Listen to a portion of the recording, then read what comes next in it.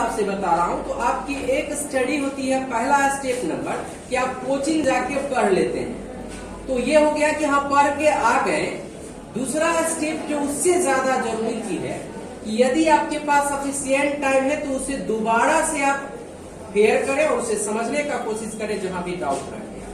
और तीसरा कोशिश ये होना चाहिए कि जो हम पढ़े हैं उसका प्रीवियस ईयर का क्वेश्चन जो पहले एग्जाम में पूछा गया, बाय द वे आपने आर्टिकल पढ़ा और उस आर्टिकल के आज तक का जो पूछा हुआ एग्जाम का क्वेश्चन है उसको अपनाने का कोशिश कीजिए।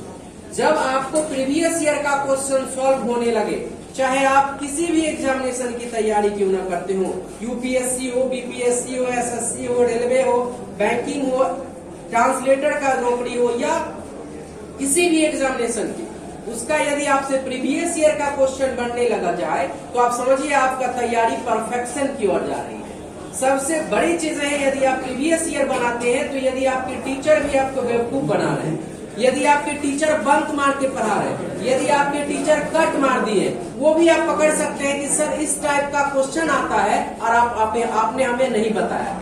और यदि वो बताए यहाँ तब भी नहीं बन रहा है तो आप टीचर के पास जाएंगे कि सर हमसे क्यों नहीं बना, आप ये टॉपिक बताए थे, फिर से आप रफ या फेयर में जाके देख सकते हैं कि ये चैप्टर तो पढ़ाई हुई थी लेकिन हमसे क्यों नहीं बन रहा।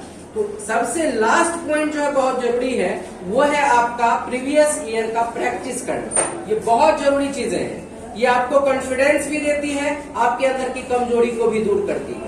और उससे भी ज्यादा जरूरी है कि पढ़ाई जो करे वो स्टेप बाय स्टेप 50 मिनट के बाद एक ब्रेक ले, पानी पिए, कुछ भी टहले, लेकिन जरूर 50 मिनट पर एक ब्रेक ले। लगातार पढ़ाई करना खतरनाक होता है, उसमें आपकी मेमोरी जो है वो कमता चला जाता है। इसलिए जब भी पढ़ाई करें बीच में 50 मिनट का गैप लेना बहुत जरूरी होता है।